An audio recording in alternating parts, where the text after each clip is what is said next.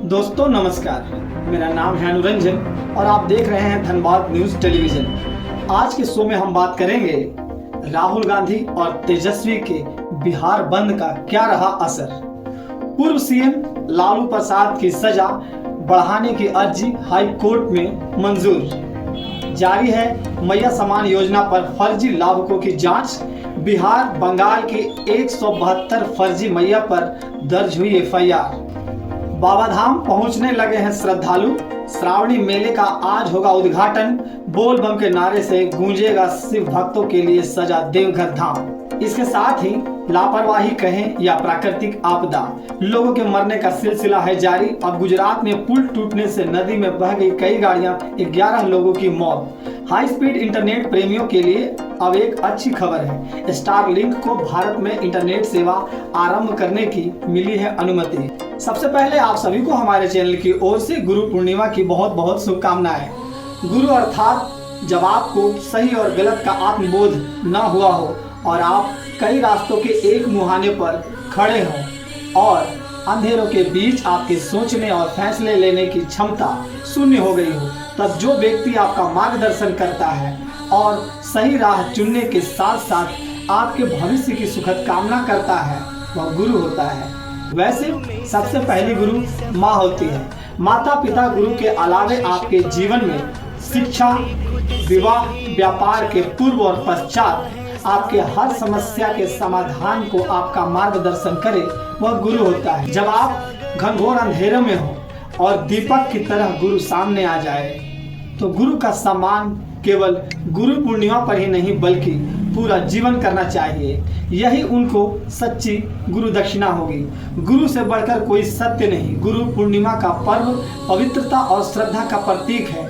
Online education, social media, artificial intelligence के इस दौर में गुरु का स्थान अपरिवर्तनीय है। जो लोग यह समझते हैं कि स्कूल में शिक्षा देने वाला ही गुरु होता है, तो ऐसा नहीं है। जो बच्चे स्कूल नहीं जाते हैं उन्हें भी सत्य का बोध कराने वाला शख्स उनका गुरु होता है। गुरु का आशीर्वाद वह अमूल्य शक्ति है जो हर चुनौती से पार करने की साहस देती है। यह केवल एक त्योहार नहीं बल्कि जीवन को अर्थ और प्रेरणा देने वाला आध्यात्मिक संदेश भी है।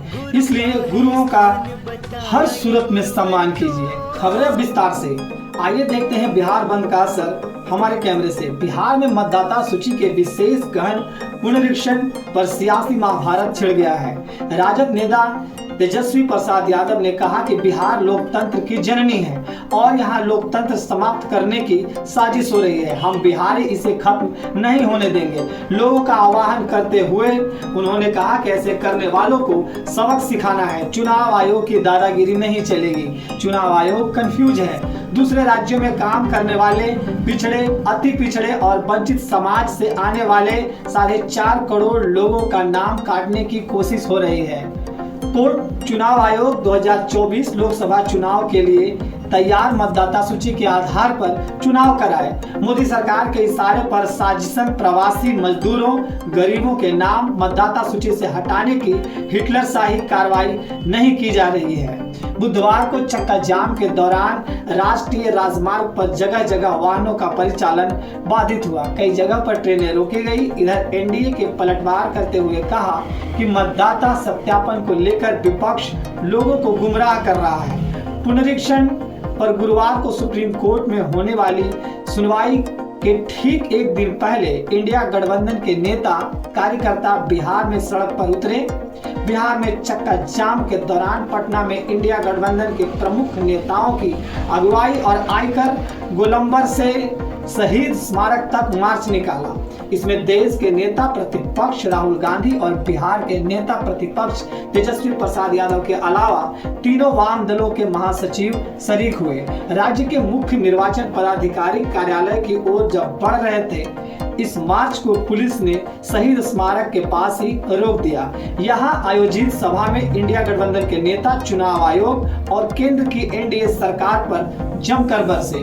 पुनरीक्षण पर गुरुवार को सुप्रीम कोर्ट में होने वाली सुनवाई के ठीक एक दिन पहले इंडिया गठबंधन के नेता कार्यकर्ता बिहार में सड़क पर उतर गए। भाजपा के लोगों का मानना है कि विपक्ष लोगों को गुमराह कर रहा है। जब केंद्र में मोदी की सरकार है, देश महंगाई से त्राहिमाम कर रहा है, बेरोजगार फांसी लगाने पर या दूसरे राज्यों में जाने को मजबूर है, तब क्या कर रही है सरकार? अभी जब चुनाव नजदीक है तो ऐसे मुद्दे पर लोगों को उलझाकर क्या साबित करना चाहती है?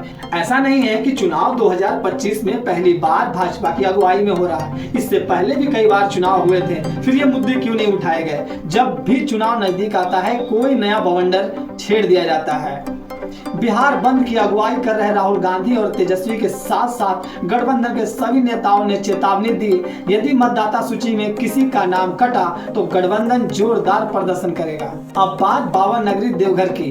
राजकीय श्रावणी मेला 2025 को लेकर बाबा नगरी में तैयारियां पूर्ण कर ली गई है। आषाढ़ पूर्णिमा या गुरु पूर्णिमा के अवसर पर गुरुवार को मासव्यापी मेले का उद्घाटन दुम्मा से समारोह पूर्वक किया जाएगा। उपायुक्त नमन प्रियेश लकड़ा विभागवार मेला क्षेत्र में किए जाने वाले विभिन्न कार्यों के अलावा श्रद्धालुओं की सुविधा, सुरक्षा व नई तकनीकों के उपयोग से जुड़ी विभिन्न गतिविधियों पर पैनी नजर रखे हैं। उपायुक्त ने कहा है कि 11 जुलाई से 9 अगस्त तक राजकीय श्रावणी मेला की तिथि निर्धारित है। संपूर्ण मेला क्षेत्र में तैयारियों व श्रद्धालुओं की सुविधा का विशेष रूप से इंतजाम किया गया है ताकि बाहर से आने वाले देवतुल्य श्रद्धालु सुलभ सुरक्षित जलार्पण के साथ साथ अच्छी अनुभूति प्राप्त कर गंतव्य की ओर रवाना हो। कांवरियों वाले रूट में शराब के साथ साथ मांस की दुकानों को भी बंद करने का आदेश किया गया है।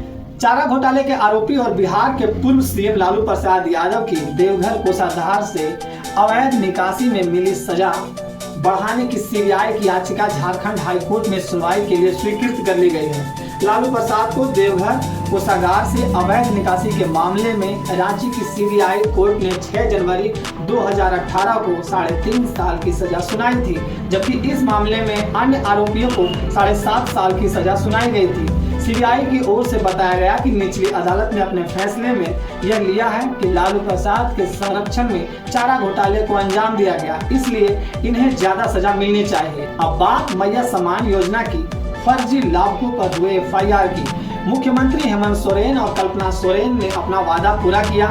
यह दूसरी बात है कि फर्जी लाभुकों के कारण, कभी फंड की किल्लत के कारण झारखंड में मैया सम्मान योजना की राशि सही समय पर नहीं पहुंच पा रही है। फिर भी धीरे धीरे लोगों के खातों में यह पैसा स्थानांतरित हो रहा है, परंतु इसका मतलब यह नहीं कि लोग इसमें फर्जी तरीके से पैसे लेने शुरू कर दे। यह योजना झारखंड की महिलाओं के लिए है, परंतु पैसे पाने की चाहत और लोभ में लोगों ने इसका गलत फायदा उठाना शुरू किया है। परंतु झूठ की बुनियाद पर बनाए गए महल ज्यादा दिनों तक नहीं टिकते। झारखंड सरकार की महत्वाकांक्षी मुख्यमंत्री मैया सम्मान योजना में फर्जीवाड़ा का खुलासा हुआ है। हैदरजुड़ी से पंचायत के छोड़बढ़ा गांव में 172 मुस्लिम महिलाओं ने फर्जी तरीके से इस योजना का लाभ लिया है। हैरानी की बात तो यह है कि ये महिलाएं झारखंड की निवासी भी नहीं है। जांच में फर्जीवाड़ा सामने आने के बाद दर्ज मामले के मुताबिक हैदरजुड़ी पंचायत में फर्जी तरीके से मैया सम्मान योजना में लाभुकों का नाम शामिल किया गया है। अब इन लोगों पर कार्रवाई की जाएगी। इसके तहत एफआईआर दर्ज कर लिया गया है। अब बात गुजरात में हुए पुल हादसे की। हमारे देश में मौसम अपने निर्धारित समय पर है, परंतु देश में मरम्मत के अभाव में जर्जर हो चुके पुल, सड़क, स्कूल, हॉस्पिटल, जहां हर रोज सैकड़ों लोगों का आना जाना होता है, इनकी जांच एवं लोगों की सुरक्षा के मद्देनजर फिक्र करने वाले नगर निगम, सरकार, जांच एजेंसियां नदारद दिख रही है। तभी तो हादसे थमने का नाम नहीं ले रहे हैं। गुजरात के वडोदरा जिले में बुधवार सुबह 4 दशक पुराने पुल का एक हिस्सा ढहने से कई गाड़ियां नदी में डूब गई। हादसे में बच्चे समेत 11 लोगों की मौत हो गई, जबकि 9 लोगों को बचा लिया गया। सुबह करीब 7:30 बजे पुल का 10 से 15 मीटर लंबा स्लैब ढह गया। यह पुल गुजरात के वडोदरा और आनंद जिलों को जोड़ता है। मौतें 4 पहिया वाहनों में बैठे लोगों की हुई, क्योंकि उन्हें वक्त नहीं मिला निकलने का और वे डूब गए। वडोदरा के जिलाधिकारी अनिल धमेलिया ने बताया कि नदी में गिरे एक 2 पहिया वाहन पर सवार 3 लोग तैरकर बाहर निकल गए। महिसार नदी पर बना गंभीरा पुल मध्य गुजरात और राज्य के सौराष्ट्र क्षेत्र को जोड़ता है। घटना पर राष्ट्रपति द्रौपदी मुर्मू ने प्रधानमंत्री नरेंद्र मोदी ने शोक व्यक्त किया है। प्रधानमंत्री ने घोषणा की है कि पीएम राष्ट्रीय राहत कोष से मृतकों के परिजनों को 2-2 लाख रुपए और घायलों को 50-50 हजार रुपए मदद की जाएगी। अब बात हाई स्पीड इंटरनेट प्रेमियों की। भारत के अंतरिक्ष नियामक इन स्पेस ने अरबपति उद्योगपति एलन मस्क के स्टारलिंक को देश में उपग्रह आधारित इंटरनेट सेवाएं प्रदान करने का लाइसेंस प्रदान किए। भारतीय राष्ट्रीय अंतरिक्ष सर्वधन एवं प्राधिकरण केंद्र ने बयान में कहा है, इन स्पेस के messrs Starlink satellite communications private limited को लो अर्थ ऑर्बिट उपग्रहों के समूह यानी स्टारलिंक चेन की व्यवस्था करने को मंजूरी प्रदान की है। SSCPL भारत में उपग्रह संचार सेवाएं प्रदान करने में सक्षम हो सकेंगे। यह सेवा मंजूरी 8 अप्रैल से 5 साल की अवधि या उससे अधिक के लिए वैध है। हमारा कार्यक्रम आपको कैसा लगा कमेंट में अवश्य बताएं। सोशल मीडिया के इस भीड़ में हम आपसे कहीं खो न जाएं, इसलिए चैनल को सब्सक्राइब करें, बेल आइकन को दबाना ना भूलें ताकि कार्यक्रम का नोटिफिकेशन आपको मिलता रहे। तब तक आप रखिए अपना और अपनों का ख्याल। आपके अधिकारों के लिए सिस्टम से होगा सीधा सवाल। हम फिर हाजिर होंगे एक नई खबर के साथ। इसके साथ ही मुझे दीजिए इजाजत। जय हिंद, जय भारत।